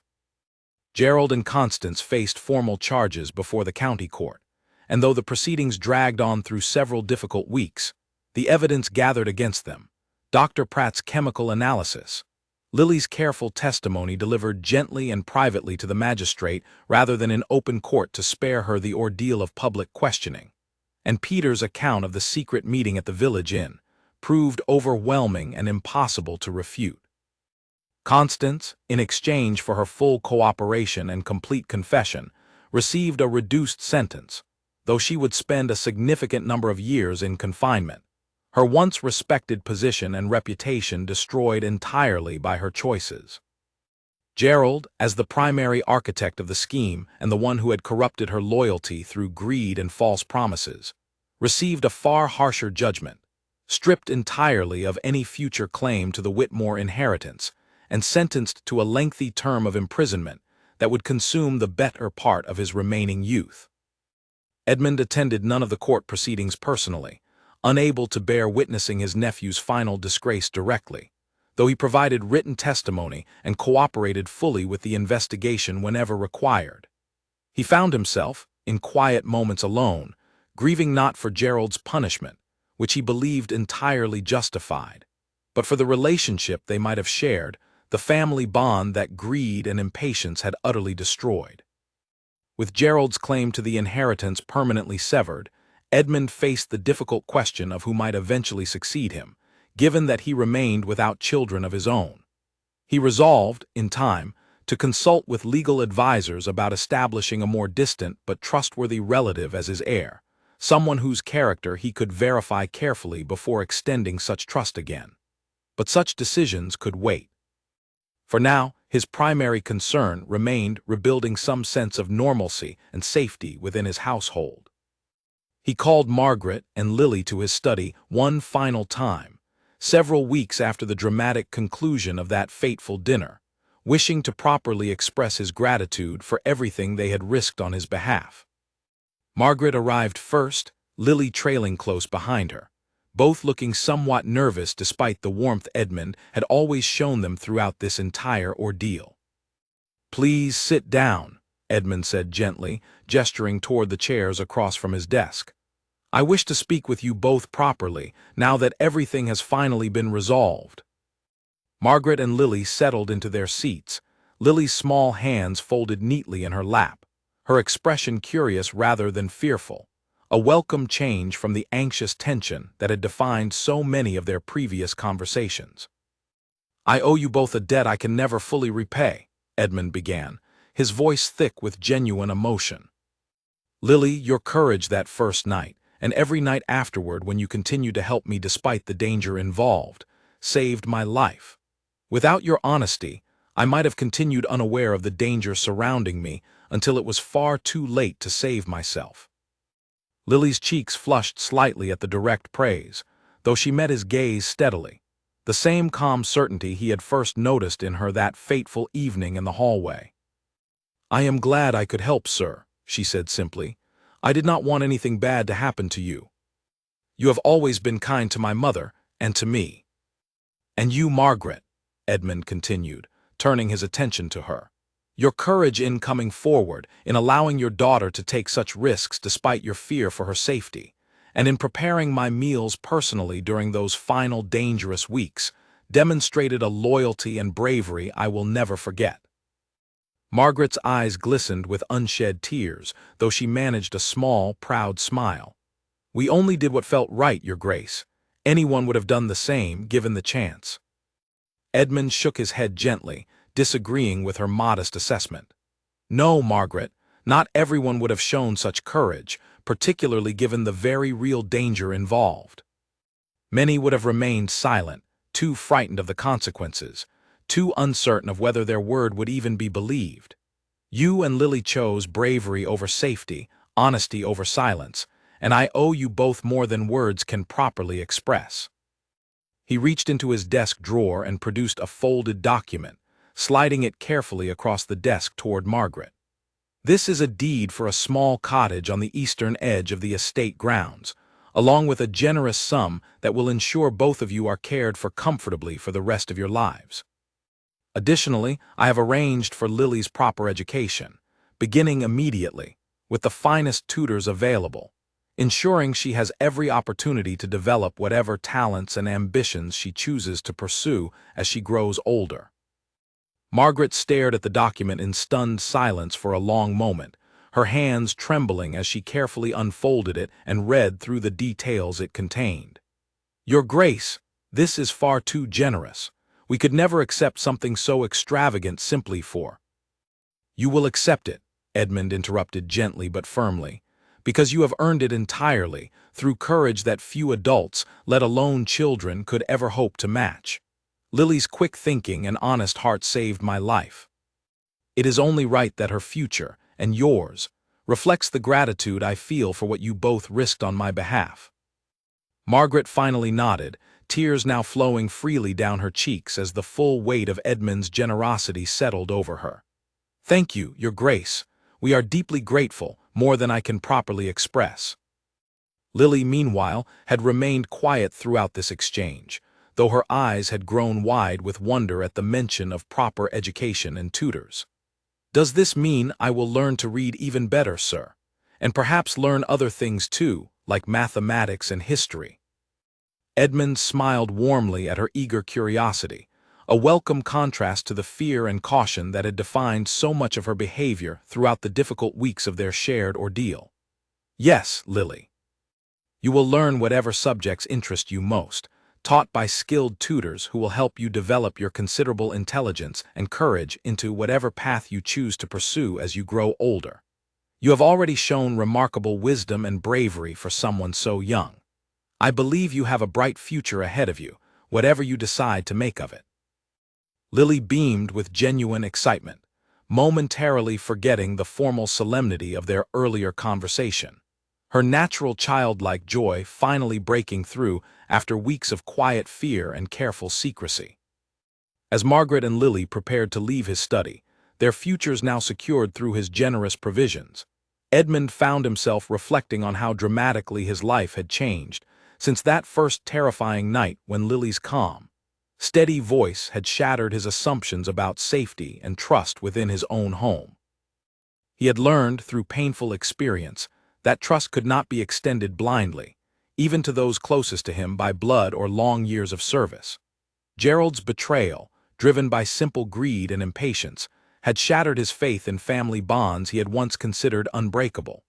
Constance's betrayal, born from desperation and misplaced loyalty to money over morality, had similarly damaged his trust in those who served his household.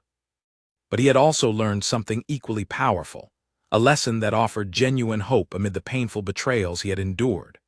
True loyalty, true courage, and true honesty could be found in the most unexpected places, even in the small, quiet voice of a 7-year-old girl who had risked everything to protect a man far older and more powerful than herself, simply because she believed it was the right thing to do.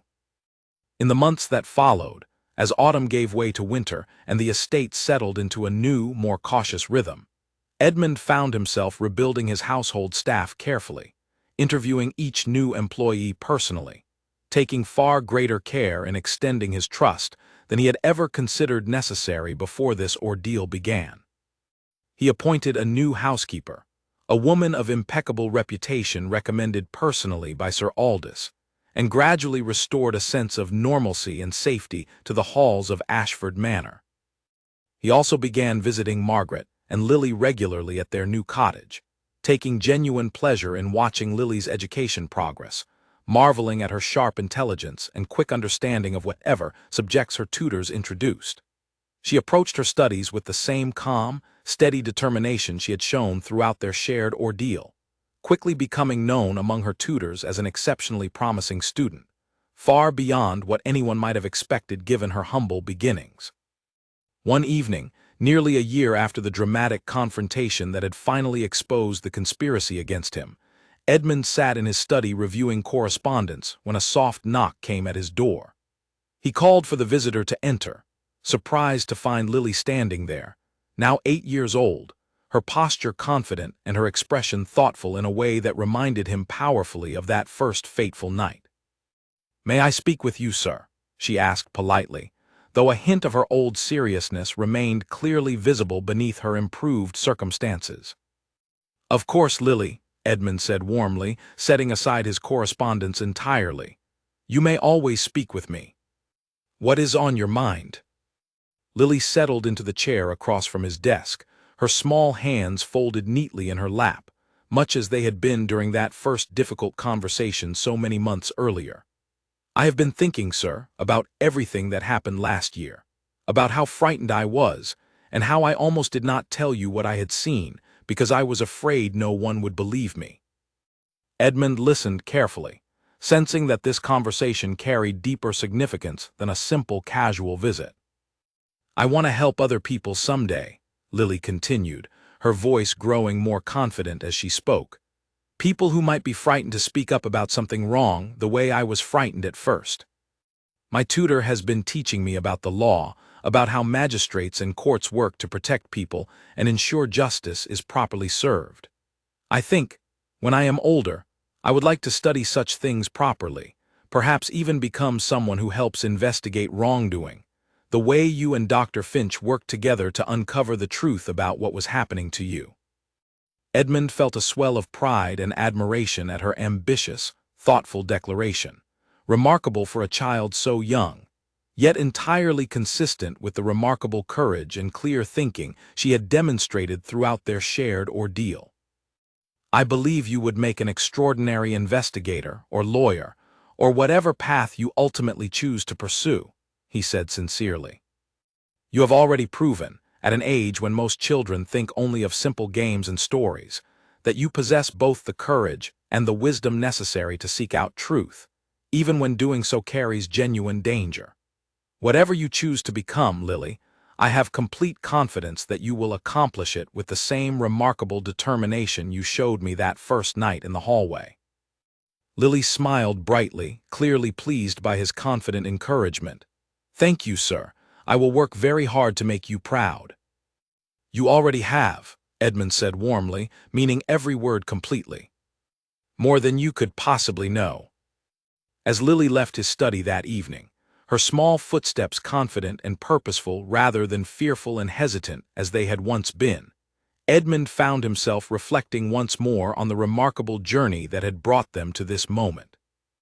A terrifying betrayal, uncovered through the extraordinary courage of a child too young to fully understand the danger she faced, had ultimately led not only to justice being properly served, but to a new beginning for everyone involved, a chance to rebuild trust and safety upon a foundation far more solid than the false security he had once, mistakenly, taken for granted. Ashford Manor had weathered its darkest storm and emerged, gradually, into calmer waters once more. And though the scars of betrayal would never entirely fade from Edmund's memory, he found genuine comfort and hope in watching Lily grow, knowing that her remarkable courage that fateful night had not only saved his life, but had set her own extraordinary future firmly into motion as well.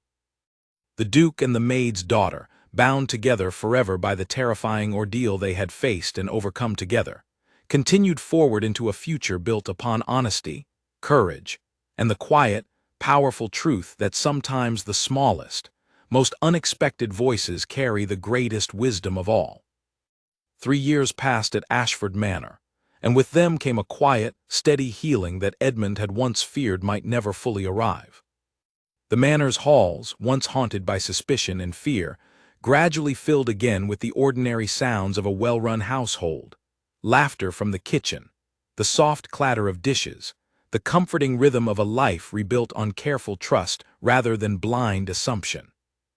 Then, one crisp autumn morning, a letter arrived that threatened to unravel the fragile peace Edmund had worked so hard to restore.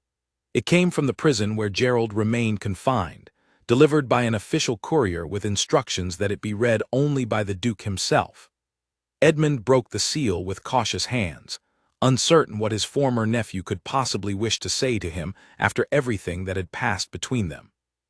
The letter was short, but its contents struck Edmund with unexpected force. Gerald wrote that a fellow prisoner, a man once employed briefly at Ashford Manor years earlier as a stable hand named Harold Price, had recently been transferred to the same facility. According to Gerald, Harold had spoken carelessly one evening about a secret he had carried for years, a secret involving another attempt against the Whitmore family line, one that predated even Gerald's own scheme. Gerald claimed that Harold hinted at knowledge concerning the mysterious death of Edmund's own father many years earlier, a death that had always been attributed to a sudden illness, but which Harold now suggested might not have been entirely natural. Edmund read the letter twice, his hands trembling slightly at the implications. He had never questioned the circumstances of his father's death, accepting the physician's explanation without doubt, just as he had once accepted his own declining health without suspicion, until Lily's brave warning changed everything. Could there be truth to Gerald's claim, or was this simply a desperate, manipulative attempt by his imprisoned nephew to secure some benefit, perhaps sympathy or reduced confinement, by offering information he believed valuable? Edmund immediately summoned Sir Aldous, now a trusted friend beyond his role as magistrate, to discuss the troubling letter. Together, they agreed that the claim, however uncertain its true motive, could not simply be dismissed. If there existed even a small possibility that Edmund's father had also been the victim of foul play, justice demanded that the truth finally be uncovered, regardless of how many years had passed. Sir Aldous arranged for Harold Price to be questioned formally, and within days, a fuller account emerged. Harold confirmed that he had witnessed unusual activity around the elder Duke's private chambers shortly before his death, though he had been young and frightened at the time, and had never come forward, fearing he would not be believed, or worse, that he might be blamed himself for simply having witnessed something dangerous. The investigation that followed, though difficult given the years that had passed, eventually traced the old suspicion to a distant cousin who had briefly stood to benefit from the elder Duke's death before Edmund's own birth, had secured the succession firmly within the direct line. That cousin had long since passed away himself, meaning no living person could be formally charged for a crime committed so long ago. Yet the confirmation itself brought Edmund a strange, complicated peace, an understanding that his father's death, like his own near escape, had likely been driven by the same dark temptation that inheritance and ambition could awaken in otherwise ordinary people. Edmund found himself, once again, deeply grateful for the courage of those willing to speak difficult truths, even years after the danger itself had passed. He arranged for Harold to receive a measure of leniency in his own sentence, recognizing that his eventual honesty, however delayed, had helped bring long-overdue clarity to a painful chapter of family history. He shared the full story with Lily, now 11 years old and thriving remarkably in her studies, her sharp mind already earning praise from tutors who recognized in her a rare and promising intellect. She listened carefully, her expression thoughtful and serious, much as it had been that very first night in the hallway years earlier. "It seems," she said quietly after he finished explaining everything, "that families sometimes carry dangers hidden very deep for a very long time until someone brave enough finally speaks the truth aloud." Edmund smiled at her wisdom, unsurprised that she had grasped the deeper lesson so quickly. "Yes, Lily, that is precisely what I have learned, both from my own experience and now from my father's as well. Truth does not disappear simply because it remains unspoken. It waits patiently until someone finds the courage to bring it into the light." "Then I hope," Lily said firmly, "that I will always have that courage whenever I am needed." "I have no doubt that you will," Edmund replied warmly, watching her with quiet pride.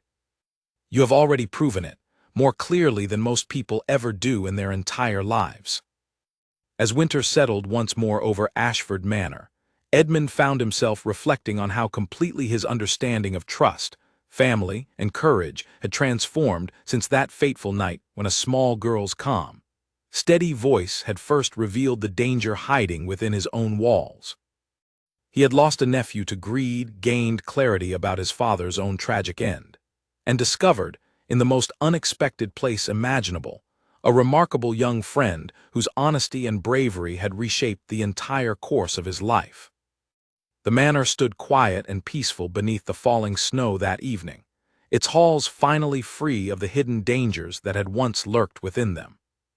Edmund watched from his study window as Lily made her way across the grounds toward her cottage, her small figure confident and purposeful against the winter landscape, carrying with her the same quiet strength that had once saved his life, and that he now believed, with complete certainty, would continue shaping a future far brighter than anyone could have imagined on that first terrifying night in the darkened hallway of Ashford Manor.